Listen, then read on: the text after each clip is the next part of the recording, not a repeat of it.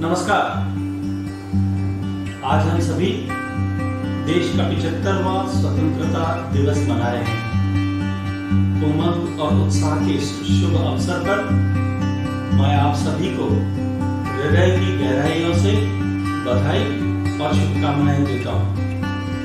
हमारे आदरणीय प्रधानमंत्री श्री नरेंद्र मोदी जी ने आज लाल किले की ऐतिहासिक प्राचीर से लगातार 8वीं बार राष्ट्र को संबोधित किया और हमें विश्व पटल पर एक सशक्त, सबल और आत्मनिर्भर भारत बनाने के नवनिर्माण का मंत्र दिया है। हम सभी को उनके संकल्प को सिद्ध करने के लिए प्रतिबद्धता के साथ जुट जाना है।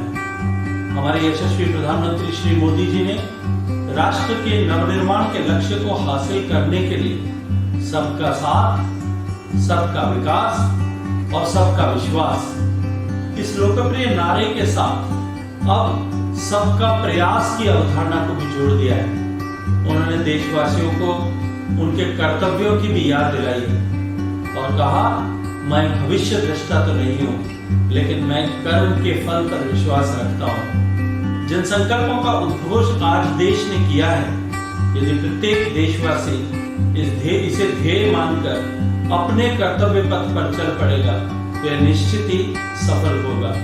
ऐसे में हमारा यह कर्तव्य है कि हम सभी भारतवासी उनके इस उद्घोष और आह्वान को ध्येय वाक्य बनाकर, मिलजुल कर, कंधे से कंधा मिलाकर एक मजबूत भारत के सपने को सच करने में और अधिक मुस्तैदी से जुट जाएं। साथियों, प्रधानमंत्री जी ने आज से अगले 25 वर्षों के समय को, जब देश आजादी का शताब्दी महोत्सव मनाएगा, इस कालखंड को अमृत काल का नाम दिया है। वर्ष 2047 तक सचमुच यह नए भारत के सृजन का काल है। इस कालखंड में हमारे संकल्पों की सिद्धि हमें आजादी के 100 वर्ष होने तक नए भारत के निर्माण को तक लेकर जाएगी, गौरवपूर्ण रूप से लेकर जाएगी। प्रधानमंत्री जी द्वारा राष्ट्रीय हाइड्रोजन मिशन की घोषणा आत्मनिर्भर भारत के निर्माण की दिशा में मील का पत्थर साबित होने वाली है। ऊर्जा के क्षेत्र में बढ़ती हुई आयात पर निर्भरता हमारी आर्थिक उन्नति की सबसे बड़ी बाधा है। हाइड्रोजन मिशन से ऊर्जा के क्षेत्र में हमारी आत्मनिर्भरता सुनिश्चित होगी, जो भारत की आर्थिक उन्नति की आधारशिला बनकर देश को आर्थिक रूप से आत्मनिर्भर बनाने का मार्ग प्रशस्त करेगी। 2 साल पहले इसी लाल किले की प्राचीर से यशस्वी प्रधानमंत्री मोदी जी ने जल जीवन मिशन की घोषणा की थी और यह समूचे देश और गौरव के लिए गौरव और आनंद की बात है कि कोरोना महामारी के कारण पैदा हुई सारी बाधाओं के बावजूद 2 वर्षों से भी कम समय में 4.5 करोड़ से अधिक घरों को नए सिरे से नल से जल की आपूर्ति से जोड़ा गया है। नल से जल की आपूर्ति वाले घरों की संख्या अब 42% को पार कर चुकी है। देश के 2 राज्य तेलंगाना एवं गोवा 100% के आंकड़े को छू चुके हैं। आज देश में 80 जिलों और 1 लाख से अधिक गांवों में 100% घरों में नल से जल की आपूर्ति की जा रही है। देश के सभी माताओं बहनों को विश्वास हो गया है कि माननीय मोदी जी के नेतृत्व में अब उन्हें शीघ्र ही घरेलू आवश्यकताओं के लिए पानी लेने के लिए बाहर जाने के अभिशाप से मुक्ति मिल ही जाएगी। माननीय प्रधानमंत्री जी ने बिल्कुल सही कहा कि आज दुनिया भारत को एक नई दृष्टि से देख रही है और इस दृष्टि के 2 महत्वपूर्ण पहलू हैं। एक आतंकवाद और दूसरा विस्तारवाद।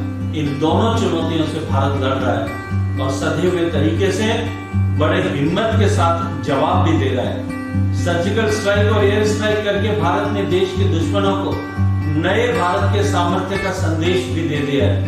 यह बताता है कि भारत बदल रहा है। भारत कठिन से कठिन फैसले भी ले सकता है और कड़े से कड़े फैसले लेने में भी अब भारत न झिझकता है और न रुकता ही है। प्रगति पथ पर निरंतर बढ़ते भारत की गति को दुनिया की कोई शक्ति नहीं रोक सकती। आज सचमुच हम गौरव से कह सकते हैं कि दुनिया का सबसे बड़ा वैक्सीनेशन कार्यक्रम भारत में चल रहा है। हम 54 करोड़ से ज्यादा लोगों को वैक्सीन लगा चुके हैं। नए भारत की आवश्यकताओं को देखते हुए सरकार 100 लाख करोड़ से भी ज्यादा की प्रधानमंत्री गति शक्ति योजना लेकर आने वाली है। गति शक्ति योजना युवाओं के लिए रोजगार के अनेक नए अवसर भी पैदा करेगी। प्रधानमंत्री जी का आज यह कहना बिल्कुल सही है कि हमारे पास अब गंवाने के लिए एक पल भी नहीं है। यही समय है, सही समय है। बदलते हुए युग के अनुकूल हमें भी अपने आप को ढालना होगा। सबका साथ, सबका विकास और सबका विश्वास, इसी श्रद्धा के साथ हम सभी को सप्रयास जुट जाना है। प्रधानमंत्री जी के नेतृत्व में आज सरकारी योजनाओं की गति बढ़ी है और योजनाएं निर्धारित लक्ष्यों को प्राप्त कर रही हैं। पहले की तुलना में हम तेजी से आगे बढ़े हैं, लेकिन बात सिर्फ यहाँ पूरी नहीं होती। अब हमें पूर्णता तक जाना है। आप सबको एक बार फिर अनंत कोटि शुभकामनाएं। जय हिंद, भारत माता की जय।